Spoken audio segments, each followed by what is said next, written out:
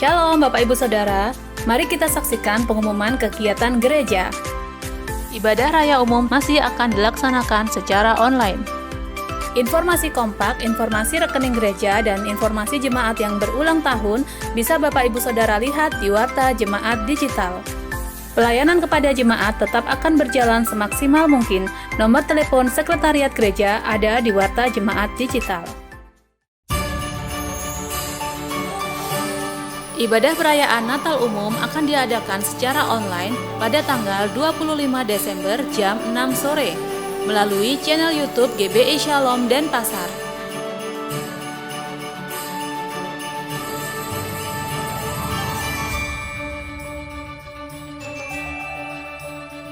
Bapak Ibu Saudara yang rindu menabur untuk kebutuhan dana Natal bisa transfer ke Bendahara Panitia Natal atas nama Saudara Christian Adi Partama dengan keterangan persembahan untuk Natal.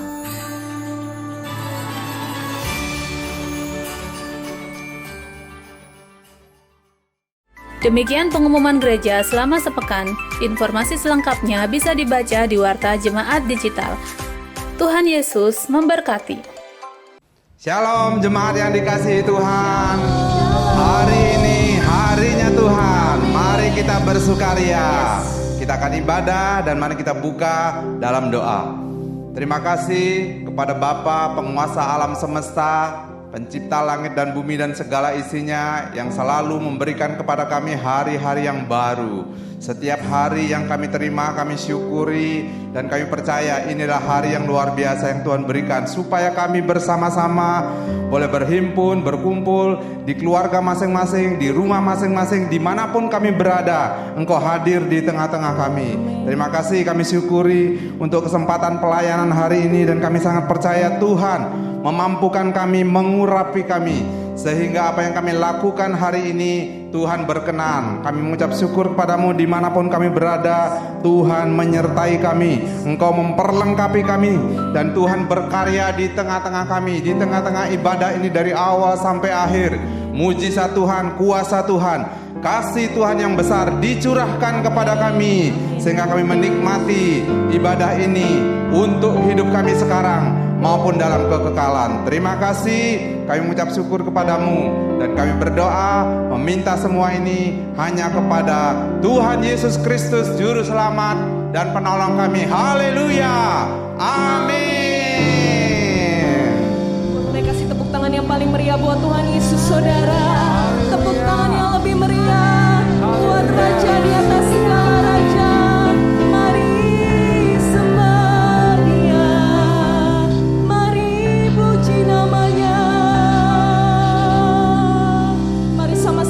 Suaramu saudara, mari hari ini datang di hadapannya dengan hati yang bersyukur.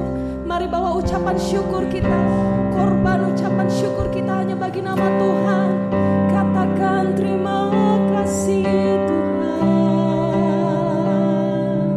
kami bersyukur, Kau sungguh baik dalam hidupku. Kami berterima kasih, syukur bagimu Allah yang hidup. Sebab aku lihat betapa baiknya Engkau. Ku rasakan kasih setiamu, ku nikmati kehadiratmu Tuhan. Sungguh Engkau baik, sungguh Engkau dahsyat. Telah kami kebaikanmu, telah kami rasakan kasih setiamu. Kasihmu sungguh terbukti, kasihmu tiada taranya. Inilah saat kami datang di hadapanmu, inilah saatnya kami memujimu Tuhan. Dan ku buka hati untuk Roh-Mu bertahta Tuhan, bertahta dalam pujian kami. Mari sambut hadiratnya saudara, mari sambut kehadirannya.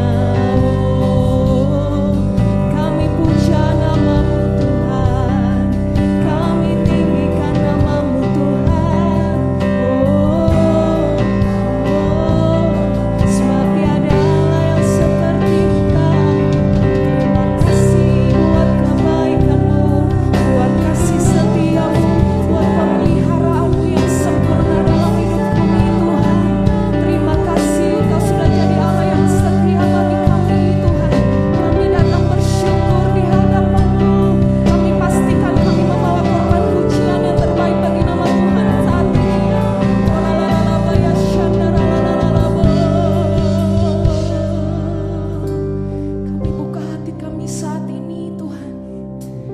Kami buka hati kami untuk Roh-Mu ya Yesus.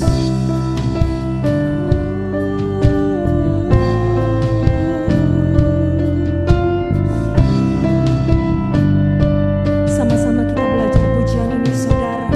Sama-sama buka hati kita, berseru kepada Tuhan untuk memulihkan setiap kita. Haleluya.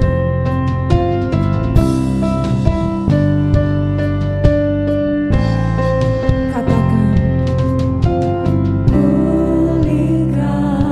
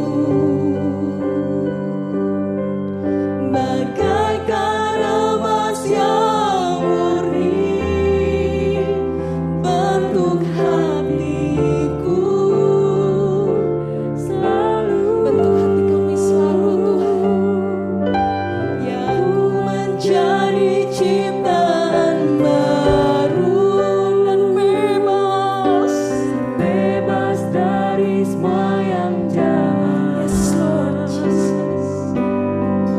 Seru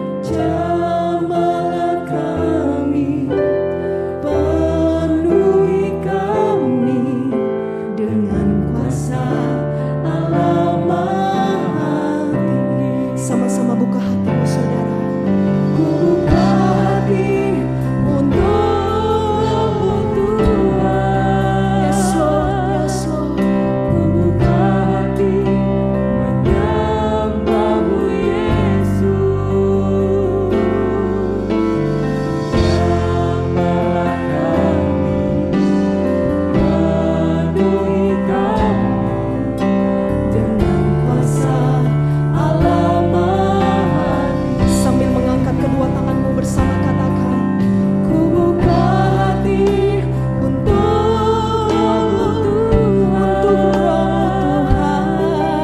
Buka hati menyembah-Mu Yesus. Amin. Jamahlah kami, penuhi kami dengan kuasa Allah Maha. Roh-Mu yang hidup penuhiku, mengalir dalamku. Jiwaku tenang bersama-Mu dalam naungan-Mu. Katakan, ku buka hati untuk jalan-Mu, berserah penuh di hadirat-Mu. Kau ambil alih seluruh hidupku, di altar-Mu menyembah-Mu. Lagi, lebih sungguh lagi katakan pujian ini saudara, katakan, Roh-Mu yang hidup penuhiku, mengalir dalamku. Jiwaku tenang bersama-Mu dalam naungan-Mu. Katakan, ku buka hati untuk jalan-Mu, berserah penuh di hadirat-Mu. Ambil alih seluruh hidupku, di altar-Mu. Lebih lagi katakan, ku buka hati untuk jalan-Mu. Kami berserah penuh di hadirat-Mu. Ambil alih seluruh hidup. Amin Tuhan, di altar-Mu. Katakan, ku buka hati untuk jamahan-Mu, berserah penuh di hadirat-Mu. Kau ambil alih seluruh hidupku.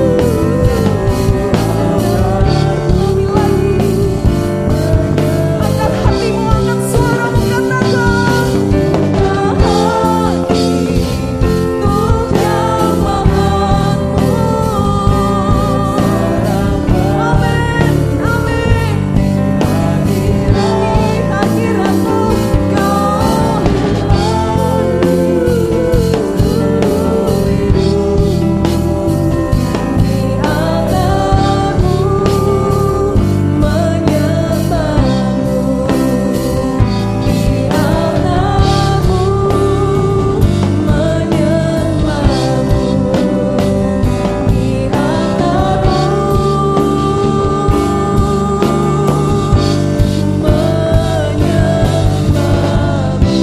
Berikan tepuk tangan yang ajaib buat Tuhan Allah kita. Sembah dan pujian syukur hanya layak bagi satu nama, Yesus Kristus Tuhan. Hanya Engkau Allah yang layak ditinggikan. Lebih keras lagi sorakan haleluya. Yang bersemangat, yang bersukacita untuk mendengarkan firman Allah, sama-sama kita katakan amin. Haleluya. Mari kita berdoa.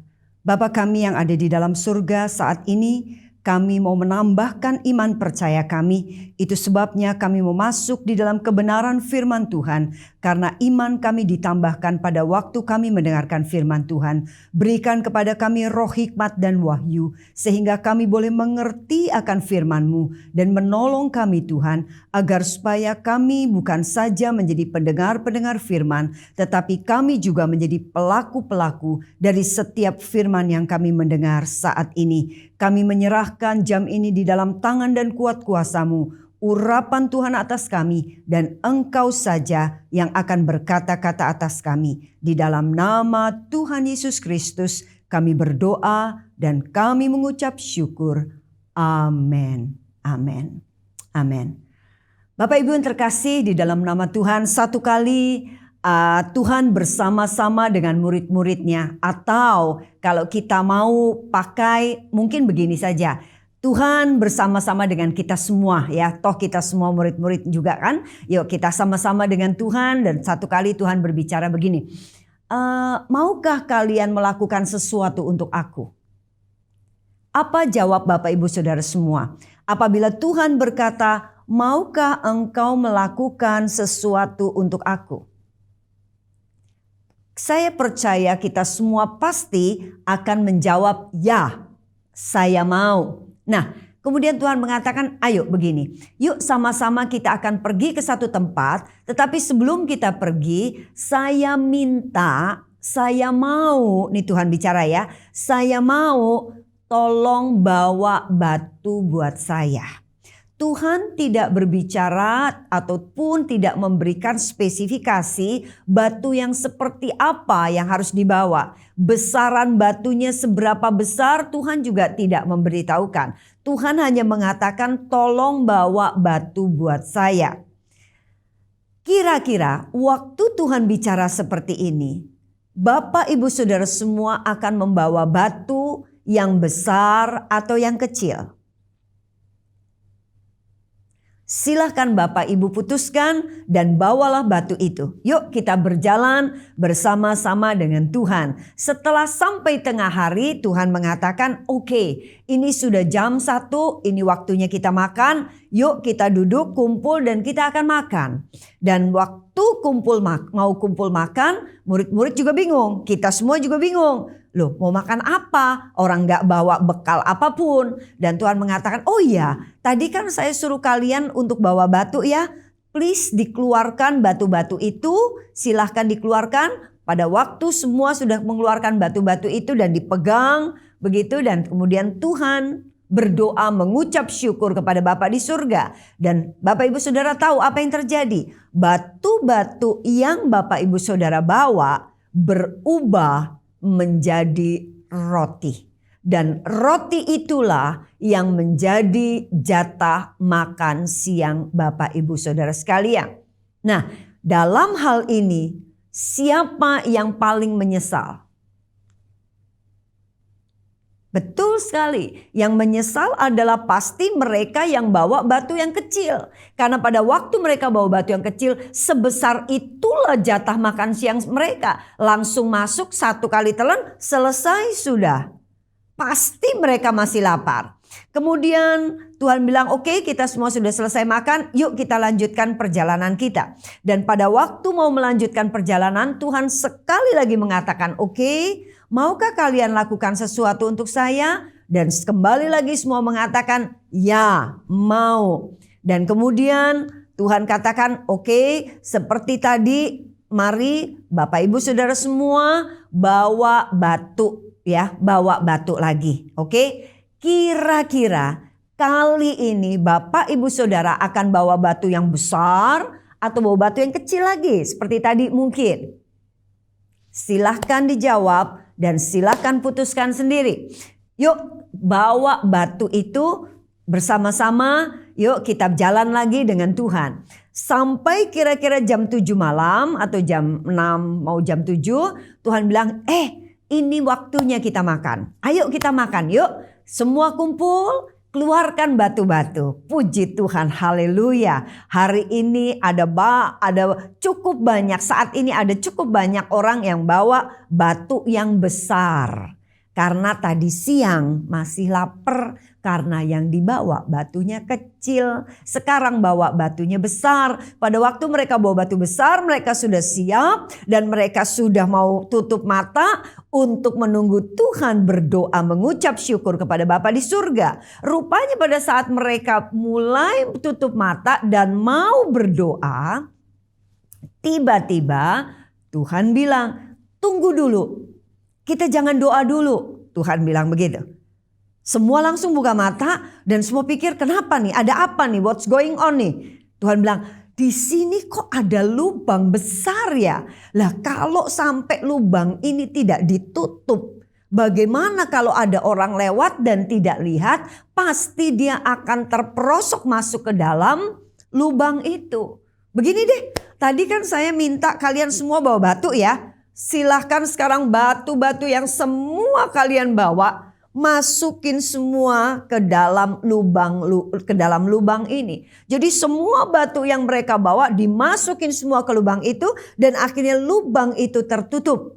Dan murid-murid dan kita semua sudah tidak lagi memegang batu. Sama sekali tidak memegang batu. Dan Tuhan katakan, ayo kita duduk lagi dan kita makan. Tapi kemudian kita bilang, Tuhan, kita mau makan apa? Karena batu yang tadi Tuhan suruh kita bawa sudah ditaruh di lubang itu. Dan sekarang kita tidak bawa apa-apa. Tuhan katakan, gak apa-apa, ayo sudah buka kedua belah tangan kalian. Aku akan mengucap syukur dan aku akan meminta berkat daripada Bapa di surga. Dan rupanya pada saat mereka membuka tangan mereka, mereka mendapatkan roti lagi. Tetapi saat ini roti yang mereka terima semua besarnya sama. Nggak ada roti yang lebih besar, nggak ada roti yang lebih kecil. Semua sama. Kira-kira dalam hal ini, siapa yang paling jengkel? Dalam hal ini kira-kira siapa yang paling marah? Coba dipikir. Betul, yang paling marah pasti mereka yang sudah bawa batu yang besar. Karena mereka capek-capek bawa batu besar, ternyata mereka cuma makan roti yang sebegini besar. Pasti mereka jadi marah. Dan waktu itu makan, akhirnya mereka semua rame. Waktu rame, Tuhan kemudian ngomong. Kalian nih loh dari tadi rame terus. Ada apa sih sebetulnya kalian nih rame terus? Dan mereka mengatakan, Tuhan gimana sih? Tadi pagi kita disuruh bawa batu nggak dikasih tahu katanya buat makan. Nggak dikasih tahu kalau itu buat makan. Akhirnya kami bawa yang kecil, akhirnya kami jadi lapar. Sekarang terlanjur kami sudah bawa batu yang besar karena kami pikir batu inilah akan menjadi jatah makan malam kami. Tuhan tak suruh taruh di lubang dan kami sekarang cuma dapat jatah makan segini. Ya kami masih lapar lah kalau begini. Tuhan kemudian ngomong, tunggu. Tadi kan saya memulai dengan satu pernyataan. Maukah kalian melakukan sesuatu untuk aku? Maukah kalian melakukan sesuatu untuk aku? Dan kalian mengatakan apa? Mau. Jadi waktu kalian bawa batu tadi, sebetulnya kalian sedang melakukan untuk aku atau untuk kalian sendiri? Kalau memang untuk aku, kan terserah aku. Kalau aku mau rubah apa batu itu menjadi roti, kan terserah aku. Kalau aku mau minta batu itu kemudian dibuang di lubang itu. Terserah aku kan, karena kan untuk aku. Perhatikan Bapak Ibu Saudara, berapa banyak orang percaya yang melakukan kebaikan, yang melakukan ketaatan, yang melakukan kesetiaan, yang melakukan firman Tuhan, yang melakukan pelayanan, yang melakukan seperti apa yang Tuhan katakan, sebetulnya bukan untuk Tuhan. Tetapi mereka melakukan itu sebetulnya untuk diri mereka sendiri. Yuk, sama-sama kita akan melihat di dalam satu kebenaran firman Tuhan yang terambil di dalam Lukas pasalnya yang ke-15 ya. Lukas pasalnya yang ke-15, di situ kita melihat ayat yang ke-11 sampai dengan yang terakhir ya. Di situ ada judul perumpamaan tentang anak yang hilang. Saya sekarang mau tanya sebelum saya lebih jauh. Saya percaya Bapak Ibu Saudara semua pasti sudah membaca ayat-ayat ini 11, 12, 13 dan seterusnya. Nah, waktu Bapak Ibu Saudara sudah baca bahkan mungkin sudah hafal karena mungkin sejak kita sekolah minggu kita sudah membaca ayat-ayat ini. Saya sekarang tanya, perumpamaan tentang anak yang hilang, siapa yang terhilang di dalam cerita ini? Ada dua anak, cuma ada dua anak. Anak bungsu dan anak sulung. Silakan jawab.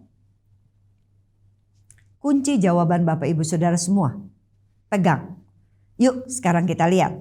Saya percaya mungkin ada yang mengatakan yang terhilang adalah yang bungsu.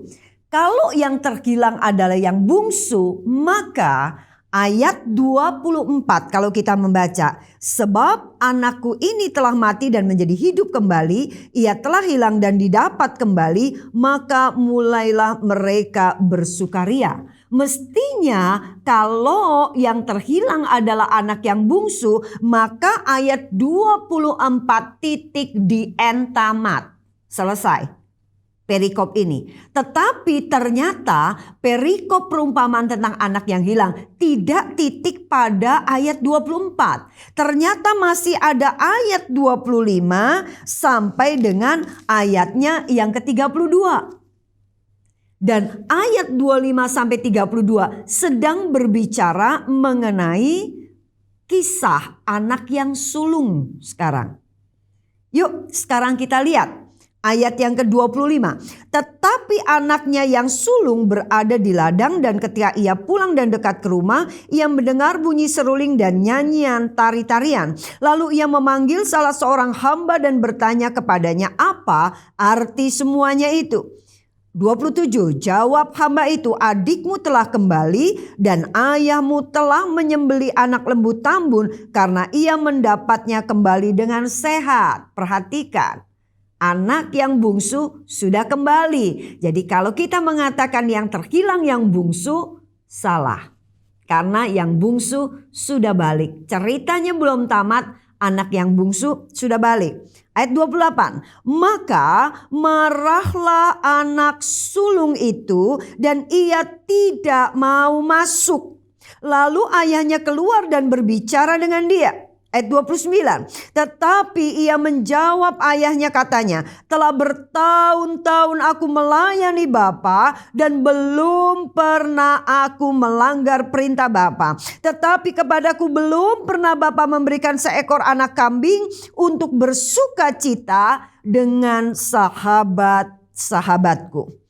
Tetapi baru saja datang anak bapak yang telah memboroskan harta kekayaan bapak bersama-sama dengan pelacur-pelacur.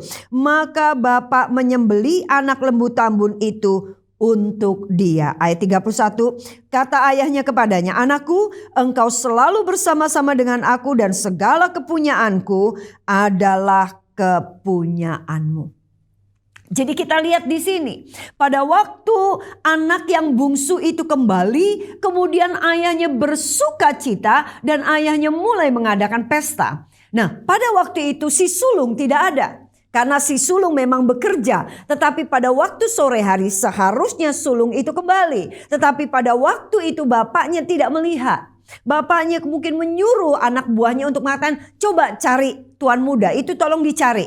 Suruh dia kembali. Karena kita sedang mengadakan pesta untuk anak yang bungsu ini. Dan ternyata bahwa si sulung ini pada waktu diberitahu bahwa si bungsu ini kembali dan bapaknya mengadakan pesta. Firman Tuhan jelas mengatakan, maka marahlah ia dan ia tidak mau masuk. Perhatikan di sini. Kalau kita melihat ternyata si sulung ini punya satu keberanian. Yang sebetulnya ini keberanian yang salah. Waktu bapaknya mengatakan yuk kembali, ayo masuk karena papa lagi mengadakan pesta. Tetapi si sulung tidak mau masuk. Bahkan dia melawan perintah bapaknya. Bahkan dia berani untuk marah kepada bapaknya. Perhatikan, ini yang disebut dengan virus si sulung. Ini yang kita kenal, orang-orang ada di dalam gereja, orang yang mengatakan dirinya orang percaya. Ya, seperti si sulung ini tinggal seperti dekat dengan Bapa, tinggal di dalam lingkungan yang benar dan melakukan segala sesuatu yang diperintahkan Bapa. Dia mungkin bekerja betul, dia mengurus seluruh karyawan-karyawan yang dimiliki oleh bapaknya. Dia tidak seperti si bungsu yang cuma berpesta pora. Dia melakukan segala sesuatu yang benar, yang tepat, layaknya sebagai seorang anak. Dia melakukan persis seperti apa yang firman Tuhan mengatakan. Dia rajin beribadah, dia rajin setia membayar perpuluhan, dia mungkin membuka rumahnya untuk komsel-komsel. Dia adalah mungkin orang yang banyak memberikan sumbangan untuk kebutuhan-kebutuhan dana misi gereja. Dia mungkin orang yang mengambil bagian di dalam pelayanan. Bahkan mungkin dia adalah penatua. Bahkan mungkin dia adalah ketua dari A, B, C dan sebagainya. Dan mungkin dia adalah orang seperti itu. Tetapi kita lihat pada waktu dia mendengar bahwa bapaknya melakukan pesta untuk adiknya, dia menjadi marah. Di sini dia kecewa luar biasa. Dan bahkan dia mengatakan telah bertahun-tahun, ayat 29 mengatakan, telah bertahun-tahun aku melayani Bapa. Kalau kita melihat di dalam bahasa aslinya di situ sebetulnya dikatakan, for many years I've been slaving for you. Bertahun-tahun saya ini bukan sekedar melayani, tetapi saya ini memperbudak diri saya kepada Bapa. Tetapi belum pernah di bapaknya potong ini, potong itu, potong ini, potong kambing, potong ayam, potong ini. Tidak pernah. Dan dia merasa bahwa kenapa begitu? Perhatikan. Kalau kita lihat di sini ada orang-orang percaya yang waktu melakukan kebaikan, melakukan kesetiaan, melakukan apa yang diperintahkan oleh Tuhan. Setia. Tetapi kemudian dia memakai kebaikannya, dia memakai kesetiaannya itu untuk menjadi satu senjata yang bisa ditodongkan kepada Tuhan agar supaya Tuhan memberikan apa yang dia mau. Berapa banyak orang-orang percaya yang memakai kebaikan dan kesetiaannya kepada Tuhan itu seperti menjadi satu alat tukar, barter. Oke, saya setia, saya baik, saya ikutin apa yang Tuhan mau, tetapi sebagai gantinya, sebagai tukarannya, maka Tuhan harus memberikan apa yang saya mau. Orang-orang yang seperti ini, virus yang seperti ini adalah atau bisa membuat orang itu menjadi kecewa. Si sulung ini kecewa. Kalau kita memiliki virus yang seperti ini, maka kehidupan kita akan dipenuhi dengan kekecewaan. Karena apa? Karena tidak selalu apa yang kita mau itu yang akan kita dapatkan. Tidak selalu. Tuhan seringkali memberikan kepada kita bukan yang kita minta. Karena Tuhan selalu memberikan yang terbaik. Bisa jadi yang kita minta itu bukan yang terbaik. Sehingga Tuhan memberikan kepada kita yang lain. Tetapi yang lain ini pasti yang terbaik buat kita. Tetapi si sulung ini menjadi kecewa. Dan ini bukankah bisa menjadi batu sandungan? Sedih sekali ya kalau di gereja kita ada anak-anak atau orang-orang percaya yang punya roh seperti si sulung ini. Yang sebetulnya mereka melakukan segala sesuatu pelayanan, kebaikan dan sebagainya. Tetapi sebetulnya itu hanya untuk supaya Tuhan memberikan apa yang dia mau. Dan hal yang kedua yang bisa terjadi di dalam diri si sulung ini atau orang yang memiliki roh seperti si sulung ini, dia akan menjadi orang yang tertekan. tertekan. Bisa bayangkan, tadi bisa bayangin orang yang kecewa, mukanya gimana? Orang yang kecewa tuh susah. Orang yang kecewa itu pasti gak bisa mengucap syukur. Bayangkan kita di dekat orang yang hebat di dalam pelayanannya, hebat di dalam kesetiaannya, tapi mukanya begitu. Apakah ini gak jadi batu sandungan? Dan yang kedua, bukan cuma itu, dia menjadi orang yang tertekan karena apa? Dia melakukan segala sesuatu itu ya hanya untuk mendapatkan sesuatu. Dia lakukan a i u e o semua yang Tuhan mau sebetulnya karena mau get something from God.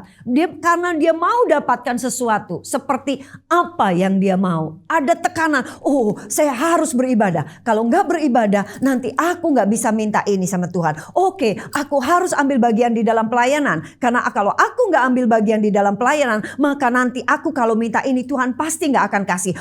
Aku mesti baca firman Tuhan. Nanti kalau aku enggak baca firman Tuhan, maka nilaiku buruk. Oke, nanti aku harus berpuasa. Kalau aku nggak berpuasa, nanti usahaku nggak akan berhasil. Oke, aku harus begini, harus begini, harus begini. Hidupnya itu dalam tekanan, tekanan.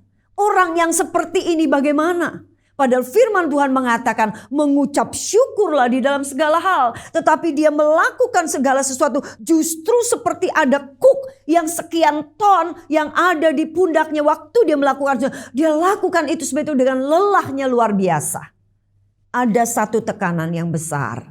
Dia lakukan bukan seperti sebagai seorang anak kepada bapaknya dengan sukacita. Tetapi dia melakukan itu justru seperti seorang budak kepada tuannya. Dan hal yang berikut, virus ini juga virus yang bahaya ada di gereja. Dan susah memang, cukup repot ngurusin orang-orang yang begini. Karena apa? Karena dia menjadi sombong rohani. Kalau kita tahu di dalam ayatnya yang ke-30 dikatakan, tetapi baru saja datang anak bapak yang telah memboroskan harta kekayaan bapak bersama dengan pelacur-pelacur, maka bapak menyembeli anak lembu dan seterusnya. Si sulung menganggap nggak pantas, nggak layak. Anak yang bejatnya, yang moralnya seperti itu, tetapi mendapatkan satu kebaikan dari bapak. Yang pantas itu saya. Dia nggak pelayanan, kok dia diberkati. Dia loh jarang ke gereja, tapi kok hidupnya sepertinya enak. Aku ini loh yang begini loh. Aku yang melayani. Aku yang berbuat baik. Aku yang begini. Aku. Sementara dia kan petobat baru. Tahu nggak? Dia itu latar belakangnya begini-begini loh. Sementara aku dari keluarga baik-baik. Dia itu dulu itu narkoba loh. Dia dulu itu PSK loh. Dia dulu itu adalah koruptor loh. Dia dulu itu adalah orang yang tipu-tipu loh. Dia dulu. Perhatikan. Apalagi orang Pentakosta seringkali melihat, belum dibatis dengan roh. Doa aja gak bisa bahasa roh. Beda lah sama aku. Aku bisa bahasa roh. Nah, hal-hal yang seperti ini sebetulnya hal-hal yang tidak benar. Sehingga dia merasa bahwa kebaikannya, bahwa kesetiaannya, pelayanannya itu menjadikan dia seperti punya level kerohanian lebih tinggi daripada yang lain. Seakan-akan bahwa apa yang sudah dilakukannya itu sebagai satu alat untuk dia mendapatkan keselamatan. Kalau aku pasti masuk surga. Masuk surganya karena apa? Karena apa yang aku lakukan. Aku pasti dapat mahkotanya gede. Karena kenapa aku dapat mahkota gede yang paling besar? Karena aku melakukan ini, itu. Tidak seperti dia. Saya mau katakan orang yang seperti ini kasihan sekali. Yang dibutuhkan oleh orang seperti ini adalah apa? Anugerah Tuhan.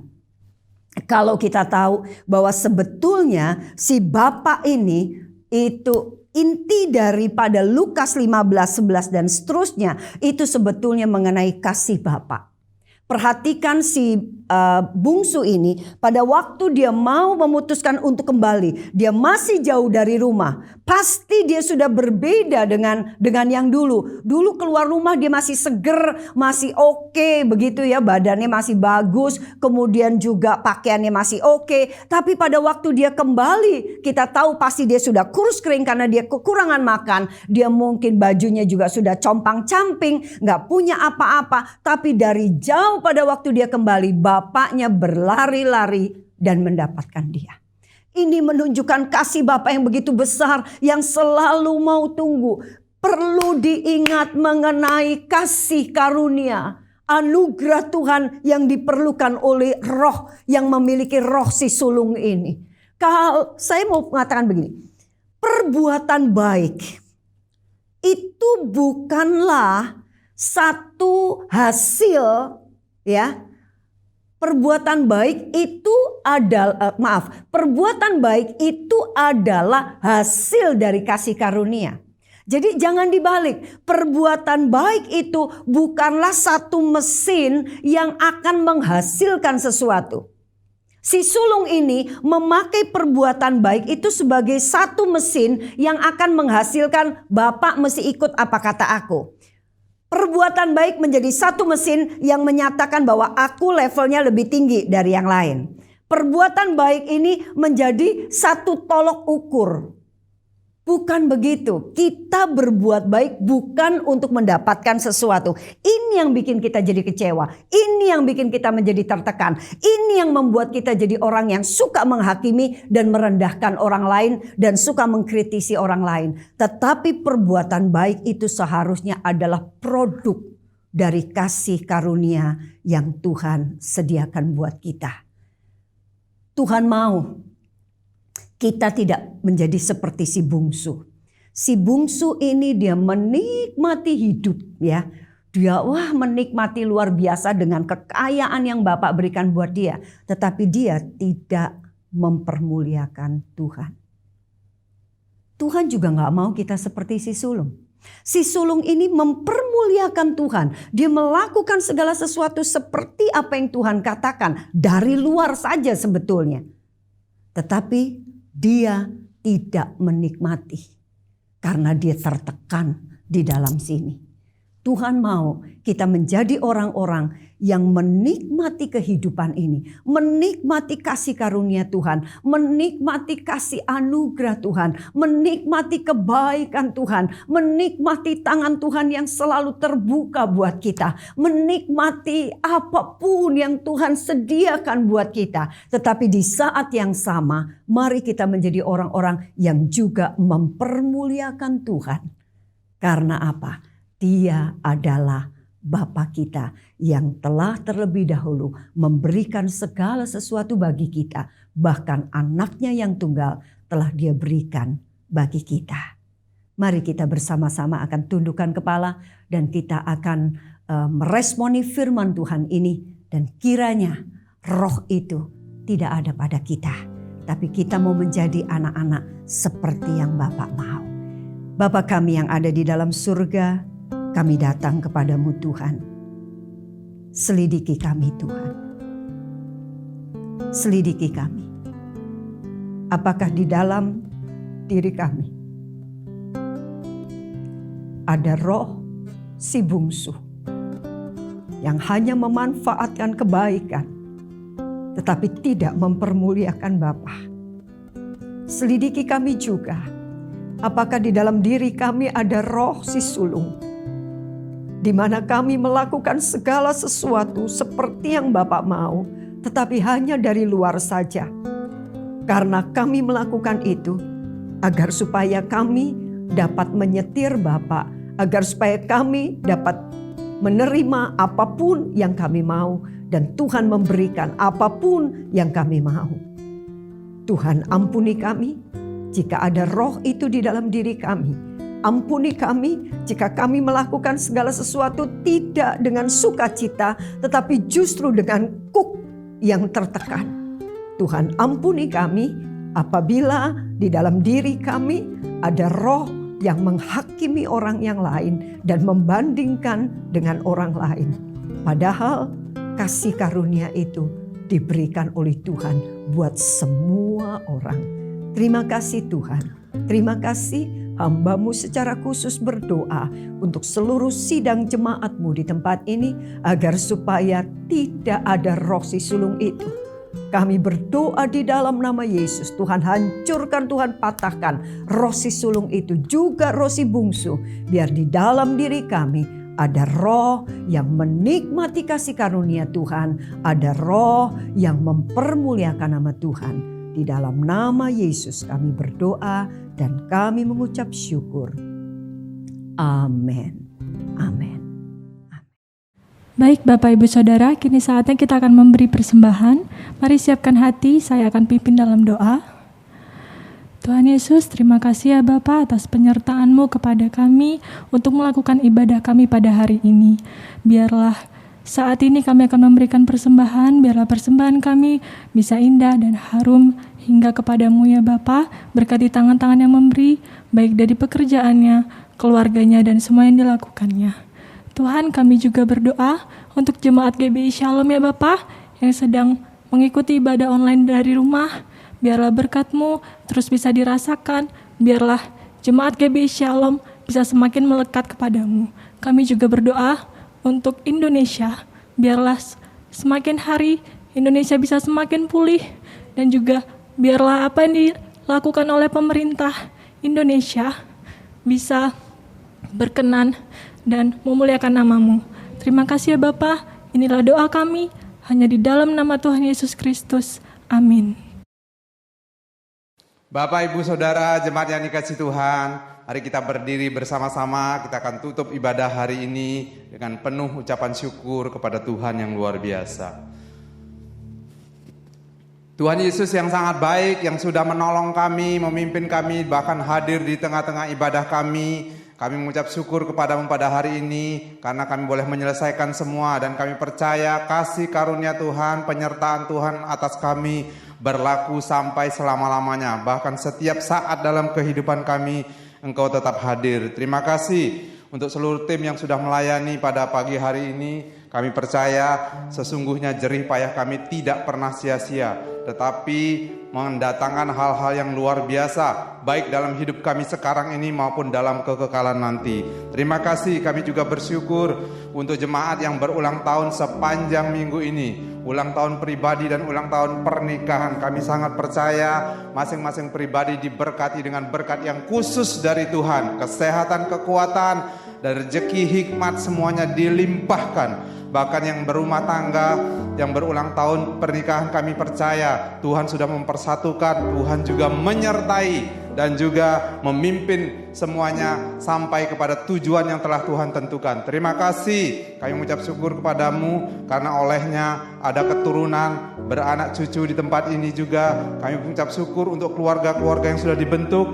semuanya menyenangkan hati Tuhan. Kami juga berdoa secara khusus untuk setiap usaha yang dilakukan oleh jemaat-Mu, pekerjaan-pekerjaan yang dilakukan oleh jemaat-Mu.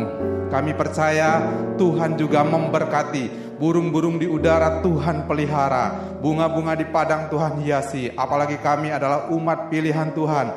Tuhan memberkati setiap usaha, toko-toko, warung-warung, bahkan setiap pekerjaan yang ada di kantor-kantor, pekerjaan sendiri, pekerjaan online, apapun bentuknya. Tuhan mencurahkan berkat-Mu dari utara, selatan, timur, dan barat. Tuhan kirimkan rezeki yang melimpah sehingga kami boleh menjadi berkat. Terima kasih untuk hari ini, kami mengucap syukur kepadamu karena Tuhan sudah menyertai kami, bahkan juga Kota Denpasar, Pulau Bali, dan juga negeri kami diberkati Tuhan. Kami mengucap syukur untuk pemerintahannya, mengucap syukur untuk warganya, supaya semua sehat sejahtera dalam perlindungan-Mu. Terpujilah Engkau, Allah yang luar biasa, Allah yang sudah memberkati Abraham, memberkati Ishak, memberkati Yakub, menjadi bangsa yang besar. Allah yang luar biasa, yang juga mencurahkan berkat-Mu. Berkat dari Allah Bapa, Putra, dan Roh Kudus sudah diturunkan atas kami, dan kami pasti terima karena dimeteraikan dalam nama Tuhan Yesus Kristus. Haleluya.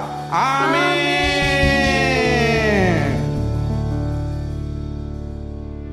Boleh kasih tepuk tangan yang paling meriah buat Tuhan Yesus, saudara. Sampai suarakan haleluya. Sebab hanya di dalam nama Yesus ada kemenangan, ada pengharapan. Yang percaya boleh katakan amin. Haleluya. Sama-sama naikkan pujian ini, saudara. Katakan, firman terangi jalanku, perisai iman di setiap waktu, lingkupiku